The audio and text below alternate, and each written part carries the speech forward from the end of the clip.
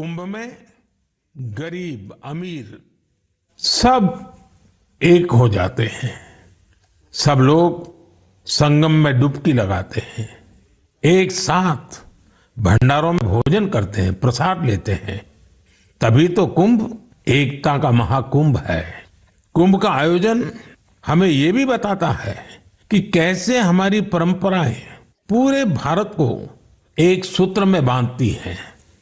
उत्तर से दक्षिण तक मान्यताओं को मानने के तरीके एक जैसे ही हैं। एक तरफ प्रयागराज, उज्जैन, नासिक और हरिद्वार में कुंभ का आयोजन होता है, वैसे ही दक्षिण भूभाग में गोदावरी, कृष्णा, नर्मदा और कावेरी नदी के तटों पर पुष्करम होते हैं। ये दोनों ही पर्व हमारी पवित्र नदियों से, उनकी मान्यताओं से जुड़े हुए हैं। इसी तरह कुंभकोणम से तिरुक्कड़ियूर, कुड़वासल से तिरुचेरै अनेक ऐसे मंदिर हैं जिनकी परंपराएं कुंभ से जुड़ी हुई हैं। साथियों, इस बार आप सब ने देखा होगा कि कुंभ में युवाओं की भागीदारी बहुत व्यापक रूप में नजर आती है। और ये भी सच है कि जब युवा पीढ़ी अपनी सभ्यता के साथ गर्व के साथ जुड़ जाती है तो उसकी जड़ें और मजबूत होती हैं और तब उसका स्वर्णिम भविष्य भी सुनिश्चित हो जाता है। हम इस बार कुंभ के डिजिटल फुटप्रिंट्स भी इतने बड़े स्केल पर देख रहे हैं। कुंभ की ये वैश्विक लोकप्रियता हर भारतीय के लिए गर्व की बात है। साथियों, कुछ दिन पहले ही पश्चिम बंगाल में गंगा सागर मेले का भी विहंगम आयोजन हुआ है। संक्रांति के पावन अवसर पर इस मेले में पूरी दुनिया से आए लाखों श्रद्धालुओं ने डुबकी लगाई है। कुंभ, पुष्करम और गंगा सागर मेला हमारे ये पर्व हमारे सामाजिक मेलजोल को, सद्भाव को, एकता को बढ़ाने वाले पर्व है। ये पर्व भारत के लोगों को भारत की परंपराओं से जोड़ते हैं। और जैसे हमारे शास्त्रों ने संसार में धर्म, अर्थ, काम, मोक्ष चारों पर बल दिया है, वैसे ही हमारे पर्वों और परंपराएं भी आध्यात्मिक, सामाजिक, सांस्कृतिक और आर्थिक हर पक्ष को भी सशक्त करते हैं। साथियों, इस महीने हमने पौष शुक्ल द्वादशी के दिन रामलला के प्राण प्रतिष्ठा पर्व की पहली वर्षगांठ मनाई है। इस साल पौष शुक्ल द्वादशी 11 जनवरी को पड़ी थी। इस दिन लाखों राम भक्तों ने अयोध्या में रामलला के साक्षात दर्शन कर उनका आशीर्वाद दिया।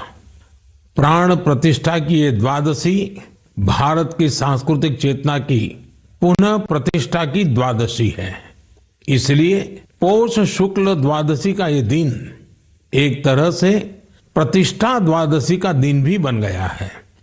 हमें विकास के रास्ते पर चलते हुए ऐसे ही अपनी विरासत को भी सहेजना है, उनसे प्रेरणा लेते हुए आगे बढ़ना है।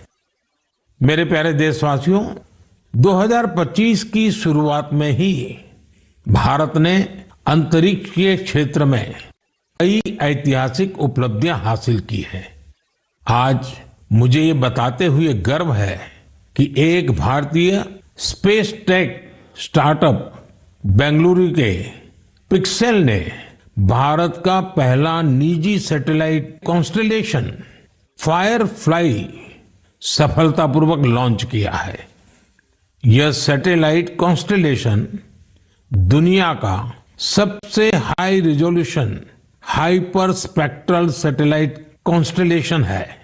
इस उपलब्धि ने न केवल भारत को आधुनिक स्पेस टेक्नोलॉजी में अग्रणी बनाया है, बल्कि यह आत्मनिर्भर भारत की दिशा में भी एक बड़ा कदम है। ये सफलता हमारे निजी स्पेस सेक्टर की बढ़ती ताकत और इनोवेशन का प्रतीक है।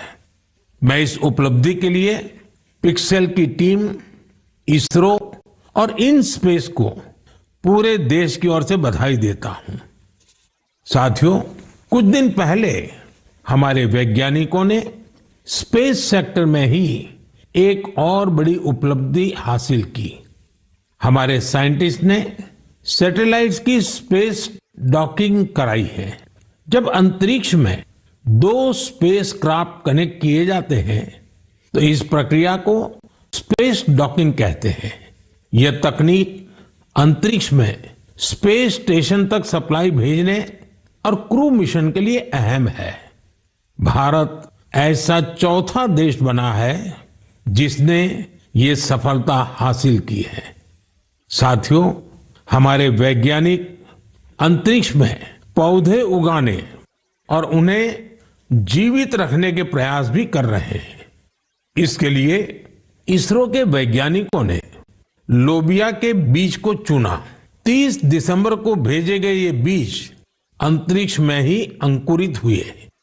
ये एक बेहद प्रेरणादायक प्रयोग है जो भविष्य में स्पेस में सब्जियों उगाने का रास्ता खोलेगा। ये दिखाता है कि हमारे वैज्ञानिक कितनी दूर की सोच के साथ काम कर रहे हैं। साथियों, मैं आपको एक और प्रेरणादायक पहल के बारे में बताना चाहता हूं। आईआईटी मद्रास का एक्सटेम केंद्र अंतरिक्ष में मैन्युफैक्चरिंग के लिए नई तकनीकों पर काम कर रहा है। ये केंद्र अंतरिक्ष में 3D printed buildings, metal forms और ऑप्टिकल फाइबर जैसे तकनीकों पर रिसर्च कर रहा है। ये सेंटर बिना पानी के कंक्रीट निर्माण जैसी क्रांतिकारी विधियों को भी विकसित कर रहा है। एक्सटेम की ये रिसर्च